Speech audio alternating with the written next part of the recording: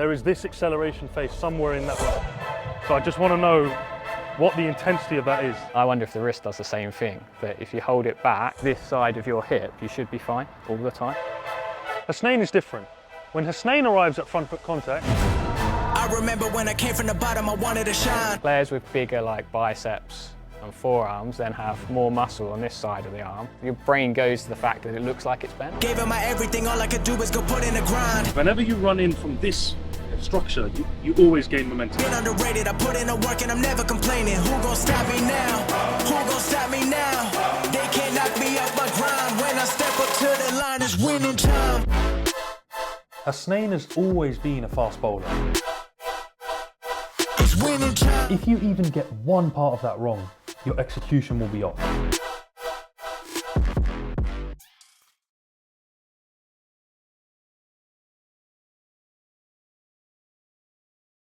Unique doesn't quite cut it when talking about one of the fastest bowlers in the world, Mohammad Hasnain. He entered the limelight being the first fast bowler to arrive from Hyderabad, Pakistan. This, coupled with an action unknowingly marked as a throw, makes him undeserved of the title.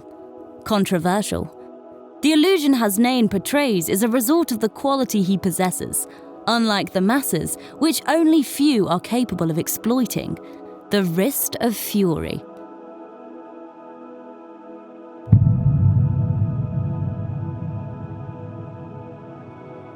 When it comes to fast bowling, it's important to understand the concept of the kinetic chain.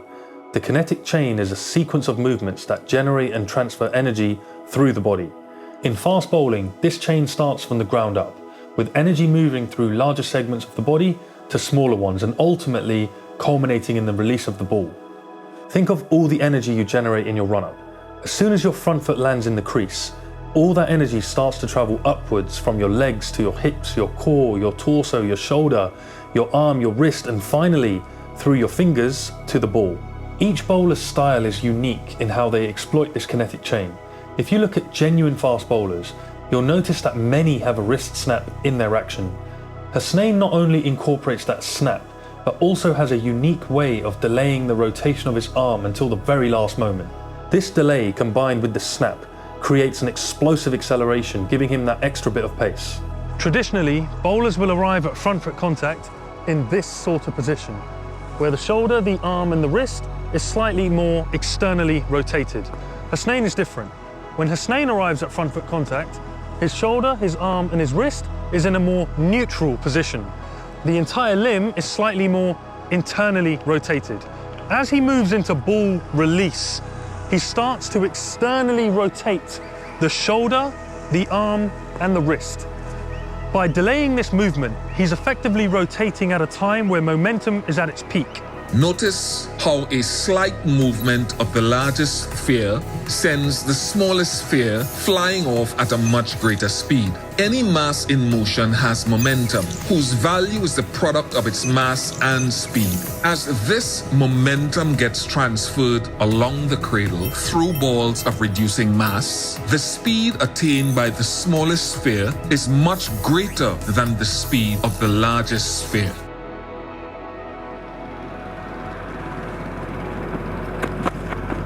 Nice. There's a lot less going on than some of the videos I was seeing a couple of years ago. So I don't think he's purely momentum driven, where he runs up, blocks, and if you think about the Brett Lee model, he has a bit more rotation. So he's somewhere in the middle where he uses his run-up speed and adds to it with his rotation. A lot of the best bowlers in the world that have bowled the quickest ever all have something that's not supernatural is the wrong word, but something that's slightly unique to them. From the elbow hyperextension research we've done, we know that those that hyperextend hold the ball for longer because they're able, this is my elbow now, not my wrist. They're able to hold the ball longer as they come over before it comes back because you've effectively created a bigger circle. I wonder if the wrist does the same thing, that if you hold it back, you're actually holding on for the ball for longer. Therefore, you're actually getting more advantage from these big muscles rotating for longer than the small muscles around your wrist. I think the thing with Hasnain, which is more noticeable than maybe some of the other bowlers, is you see that with the wrist flick. So I'm kind of not really sure where I sit with the wrist flick at the moment, and it's a conversation that I don't know if the wrist flicks a cause or an effect. So what I mean by that is, do they bowl quick because he flicks his wrist, or is it we see it because when the ball is let go, we see all that energy come out of the wrist, so therefore it's a visual representation of how efficient the kinetic chain is. And what I mean by that is, like, if you hold your hand there and you're generally trying to push and you know everything's going really quickly, the moment the ball leaves, your wrist flicks forward. So do we see the flick as like the final part of the energy coming out of the system, of that whole energy transferring up to the wrist and it leaving the body? Or is he using it to flick the ball and then the ball leaves? A lot of people have questions about my action. When I met Shehbaz, he broke my action down for me and explained how my wrist rotates in quite a unique way. I had a few bowling sessions with him and he took some videos. Then he presented me with quite a few things about my bowling. Hasnain's technique is crucial to his ability to bowl at blistering speeds. Yet just as he seemed to be reaching the peak of his career, his world took an unexpected turn. During the 2022 BBL season in Australia, his bowling action came under scrutiny and was officially deemed illegal by the Pakistan Cricket Board, a setback that threatened to derail his promising future. We know, like, the optimal way to throw is to kind of externally rotate the shoulder, and you use the range of motion of the shoulder rotating round, and then the forearm and the wrist as well. And the more range you can accelerate over, the more speed you can develop, assuming that you can keep using your strength and stuff. So when you have a bowling action which incorporates those aspects, you've obviously got the opportunity then to develop more speed. With that, you have the benefits of speed, but also it starts to get closer and closer to a throw. So you have to keep your eye on the positions you're getting into from a limitations point of view. We just have to make sure that we keep the alignment of that travel and the arm path in the right place to make sure that it doesn't get into a position which could cause issues later on down the line. So yeah, it's a benefit because it helps him create more range, but it also can be a bit of an Achilles heel as well. Like if you get into bad habits, or maybe you start to lose your range of motion, get stiff, tight, etc., it can affect what goes on. And that might not just be throwing, it could be timing in terms of you get more variable speed and stuff like that. It was a very sad time for me. I was playing all forms of cricket and I never expected this to happen to me. I never even felt like it could happen. When I first heard about it, the team manager told me that the umpire had called me out. I said, "This is the first time I've heard this." My first reaction was, "What is this?" But that's what they thought, so I accepted it and said, "Okay. If this is an issue with my bowling, I will challenge it and get myself cleared." And then that's straight. Yep. Still straight. That's fine. You've got to try and ignore the hand. Yep. And then I don't think, yeah, it's just a pull from there, so it's fine. Yep. Oh. So you still, I was just saying, you've still got some of your swing with your legs from there out. Yeah. So what I think for what we're talking about is you want that force through your foot to try and act up into your hip as much as possible. Yeah. So if this foot comes underneath you, it'll push you and unbalance you. Yeah. And when you run up faster, you probably run out of time. So what we might find is that you go to swing and you just hit the floor. Yeah. So that might be what unbalances you as well. So it's finding that run-up speed that gives you the time to stay stable and then swing this into the right place to then execute the top half. Because most of your speed comes from your top half because of the way you rotate. You're not one that's like bang, bang, bang. It's like bang, rotate. So your speed is generally coming from your rotation. Yeah. And it's what you were saying, it looks easier because all of your effort comes in this bit, whereas other bowlers, it's like they're using that run-up and if your arm stays this side of your hip, you should be fine all the time. We know enough about Hasnain's technique to understand that maintaining the integrity of his action will require consistent mobility work and technical adjustments from time to time. His unique style, particularly the way his limb rotates at such high speeds, can sometimes create the illusion of a throw. The illusion of throwing is 90% probably TV angles and video cameras. And a lot of the conversations I have with coaches around illegal actions is what angle you're looking from. You then have player differences, where you have players with bigger like biceps and forearms then have more muscle on this side of the arm.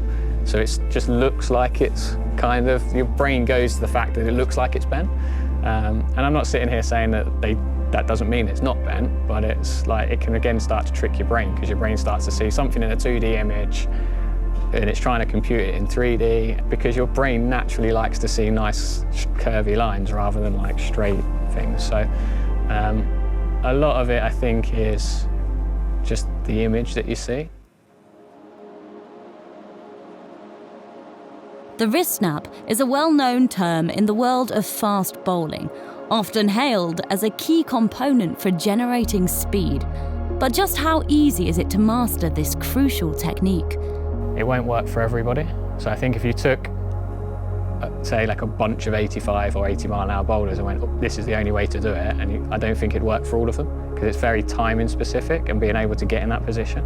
So you need to have the range to be able to do it, you need to be able to get out of that position in a way that's legal, and you need to build those timings into your bowling action.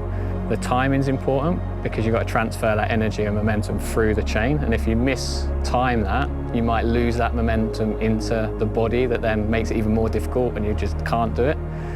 I think that When you bowl, you need to really think about how you are using your wrist. You need to get a light ball and feel your wrist snap when you bowl.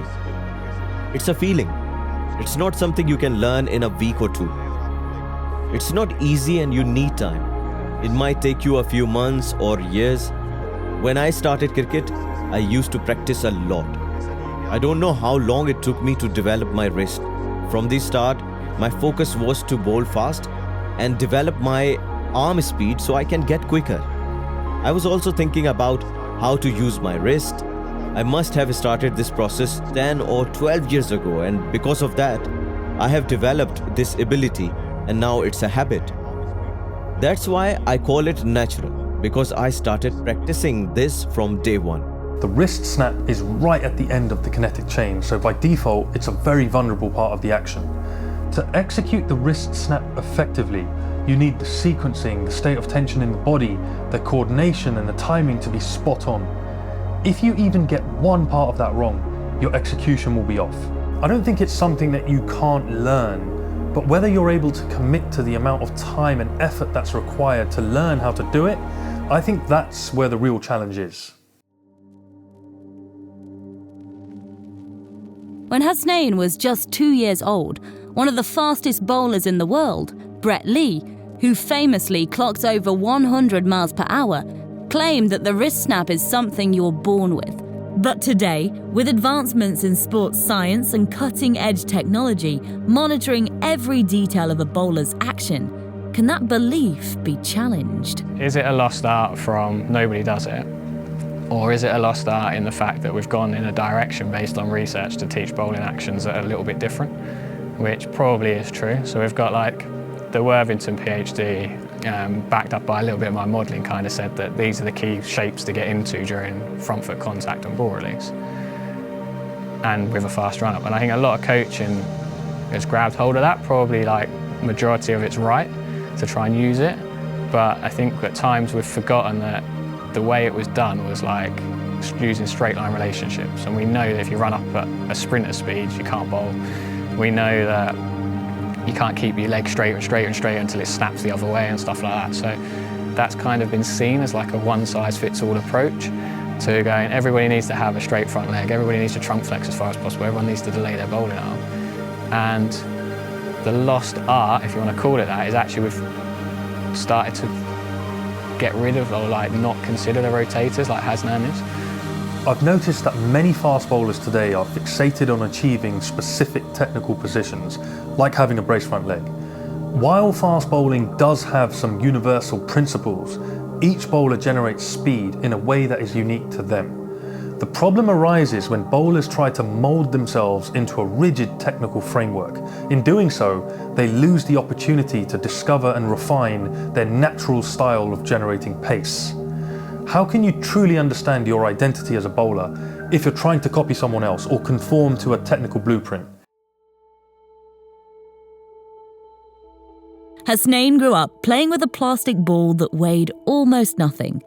Years later, when he transitioned to hard ball cricket, these early foundations combined to shape the Mohammad Hasnain we know today. I started cricket like... Before playing with a tape ball, I used to bowl with a plastic ball. It's very light. If you compare it to a tape ball, it's even lighter. When I bowled with a plastic ball, my primary focus was speed. I wanted to bowl fast. Secondly, I practiced using my wrist because I heard that fast bowlers use their wrist. I'm always asked why Pakistan produces so many fast bowlers compared to other countries. I believe a lot of it comes down to their unique culture. Everywhere you look in the country, you'll find youngsters and adults playing tape ball cricket. And in tape ball cricket, speed is everything. So not only do you have this organic demand for maximum speed simply from the type of game that you're playing, but then you've also got an implement in your hand which naturally promotes speed development. If you look at the force velocity curve, on one side you've got maximum force, and on the other side you've got maximum speed. As the ball gets heavier, the demand for greater force increases. On the contrary, as the ball gets lighter, the demand for speed increases. Heavy ball. I feel like heavy balls are for power and strength. They are good to develop strength. But if you look at arm speed, you can't develop arm speed with heavier balls. If you move a heavy object, your movement will be slower. If you move something light or throw something light, you can move it fast. It's the same with the ball. If you use a heavy ball, you will develop strength and power, but if you want to develop arm speed, you need to use a light ball. You should practice with a tennis ball or tape ball. The key ingredient for any fast bowler is not a specific position, it's the sheer desire to bowl fast. To put it in perspective, you can't accidentally bowl fast. We have seen bowlers shocked at what speeds they're able to bowl by just switching their mindset from putting a ball on a length to being aggressive and literally letting loose. Having this mindset normally comes about from training in an environment which allows the bowler to express themselves. Growing up in England, more often than not, you're encouraged to compromise on speed in order to be accurate. By doing this, you're missing out on fundamental years of speed development. The correct approach should be for a bowler to have freedom when bowling fast so they can develop a foundation for speed and then work on accuracy once that foundation has been built. Hasnain has been bowling in this type of environment for his whole life, and it's exactly what we encourage during our sessions at SpeedCamp. दो type के fast bowler. There are two types of bowlers. You have got medium pacers who bowl around 125 to 130, and they have got great swing and control. On the other side, you have got genuine fast bowlers. I haven't seen a genuine fast bowler who can reach 150 focus on swing. If you want to become a genuine fast bowler, you need to focus on speed from the start. If you don't keep this at the forefront of your mind, you won't develop the ability to bowl fast. My advice to youngsters that want to become fast bowlers is to focus on speed from the start. Medium pacers and bowlers who focus on swing are different. If you are a fast bowler or want to become a fast bowler, then start the process of speed. Like, all of this looks really nice. You're not over trying back there. It's just this step. This step is it's a reach. Well, the problem is if we move that slightly back, you're going to start reaching for the crease.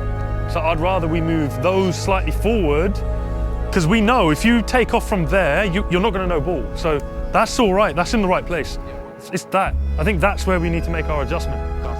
I have seen a lot of young fast bowlers at a SpeedCamp, around 15 to 16 years old, bowling with great speed. I've seen Shahbaz working with them on a one-to-one basis.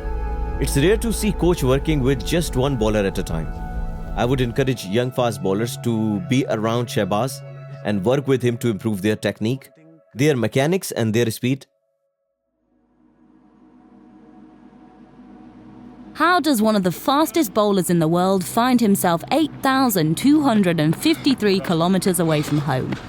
One word: desire. I came to SpeedCamp because I wanted to understand my bowling. I wanted to know how I can improve further. I don't want to stay at one level. I want to get better, and that's why I came here. I first worked with Hasnain in November last year, just before the PSL. We started with a few indoor sessions where I took him through our profiling and analysis process. This involved breaking down every aspect of his bowling to identify any inefficiencies. During these sessions, we uncovered several areas where he could improve. When I first met Shahbaz, I knew of him through his social media and saw the way he worked. When I met him face to face, he explained his process to me. Shahbaz only works with fast bowlers. He doesn't work with batters or spinners. This was a great thing for me to see. When we started working together, I really enjoyed it. I feel like he's someone who has something which can really help the next generation with their development. The first time we worked together, a lot of things were presented to me which could help me develop and improve my fitness, my bowling and my strengths. I realized the areas where I was weak. I've seen a lot of coaches work with players on their mechanics simply by looking at them. Shahbaz has proper technology and equipment to track your bowling. From that, you know how to improve your mechanics and performance even more. At SpeedCamp, we have a system called Velocity Vision. We combine various technologies to break down and quantify the entire kinetic chain of a fast bowler. What this does is give us absolute clarity on where a bowler is not only lacking, but also leaking energy. I realized that SpeedCamp has everything that I need. They have everything that a fast bowler requires. I saw it as the best thing for me. On the 27th of July, Hasnain returned to SpeedCamp after a successful stint in the Lankan Premier League. What began as a simple check-in session quickly evolved into something much more. A reason for him to call High Wycombe Cricket Club home for the next 30 days. The last time I saw Hasnain was about 8 months ago. The inefficiencies I saw back then were still there. If anything, they were even more apparent to me since he was bowling off his full run-up. At the end of the session, I said, look, we need to address these issues, but for that to happen, I need you to stay back and commit to this training camp.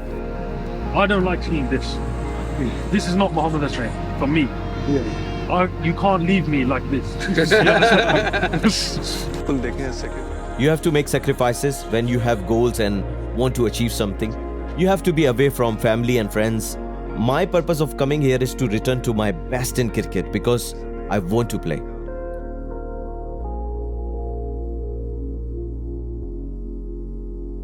Hasnain has always been a fast bowler, but his speed was inconsistent.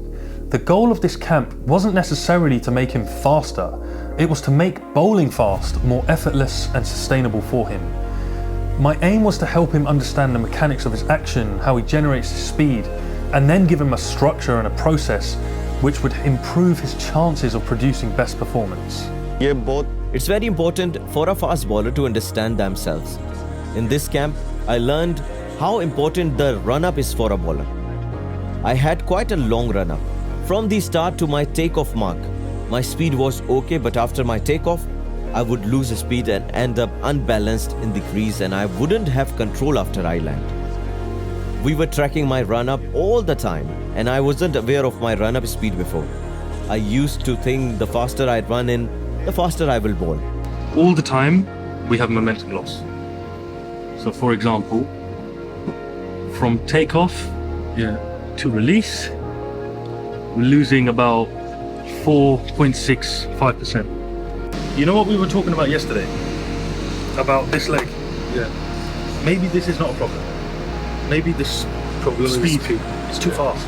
That's why control नहीं होता है वहाँ पे. Whenever you run in from this structure, you always gain momentum. We need just a little bit more. So I think the target speed should be 20.5 to 21.5, maybe 22.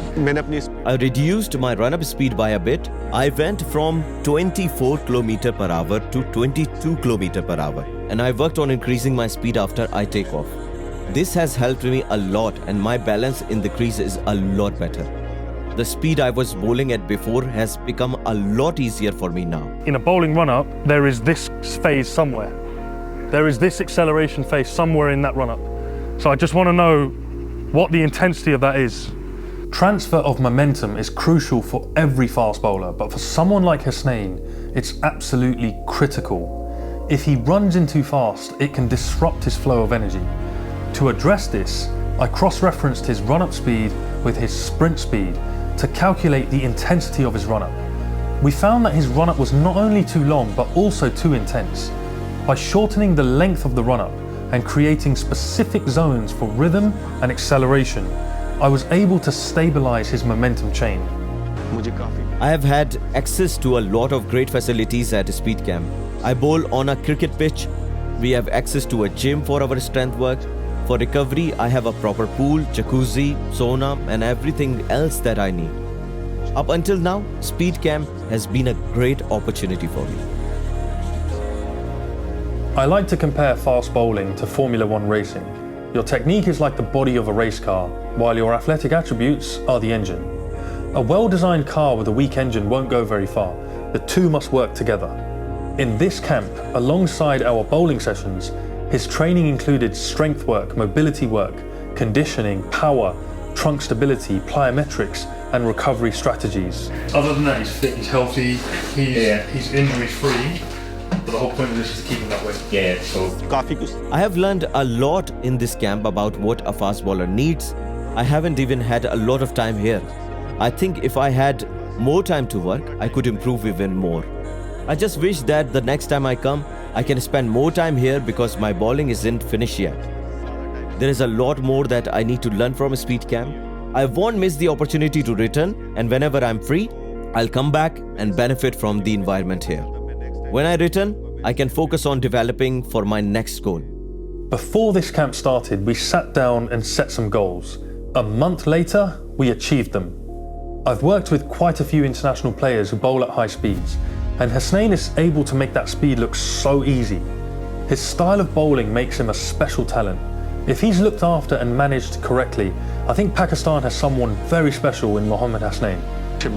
From the work that I have done with Shehbaz, I would describe him as an excellent coach. There is so much technology in the game now, and the way he works can help players prevent injuries and also help players understand their bodies, what they should do and what they shouldn't do. I think it's great what Shehbaz does. Following Hasnain's session on July 27th, his training at SpeedCamp led to noticeable improvements. Over the course of the camp, his maximum ball speed increased by 4 miles per hour, and his average speed rose by 2.7 miles per hour. His run-up speed, once at 24.02 kph, was fine-tuned down to a 22.54 kph, reducing his run-up intensity from 83% to a more efficient 78%. Previously, Hasnain was losing 2.1% of his momentum from takeoff to release. Now, he's not just maintaining, but actually accelerating through the crease, gaining 1.23% momentum from takeoff to release. Additionally, his upper body snap improved from 1,137.35 to 1,185.64 degrees per second. It's winning time.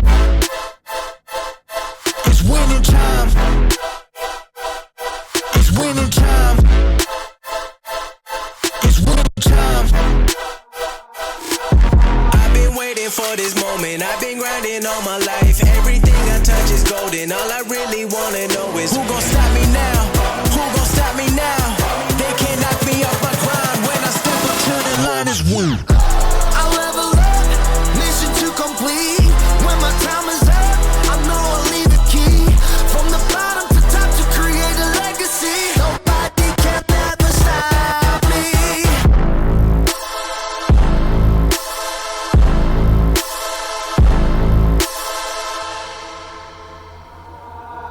I'm on the next level, I'm too invested. Lights on and I feel electric. Let them know I'm not the one to mess with. Always ready, I'm at my best and I can't stop. It's my time, see my name when the light shine. All the glory I'm ready for, I need it now like a lifeline. Feel the rush all in my veins. Had to grow from all the pain. Made my way to the main stage, can't go back cause times changed. I've been ready for the bigger moment. I remember when they didn't notice. Use it all as my fuel now. It's giving me a whole nother motive. Going down is legendary. Time is coming, it's getting scary. This ain't luck, it's hard work, and I was born ready. Who gon' stop me now?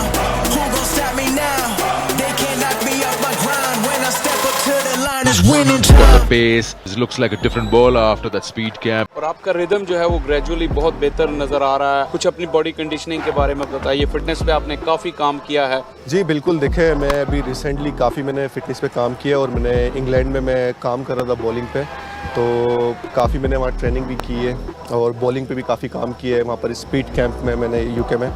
और ज़ाहिर इसके लिए मेरा focus था कि मैं पाकिस्तान जाऊँ, domestic खेलूँ और डोमेस्टिक खेल के परफॉर्म करूँ और टीम में कमबैक करूँ।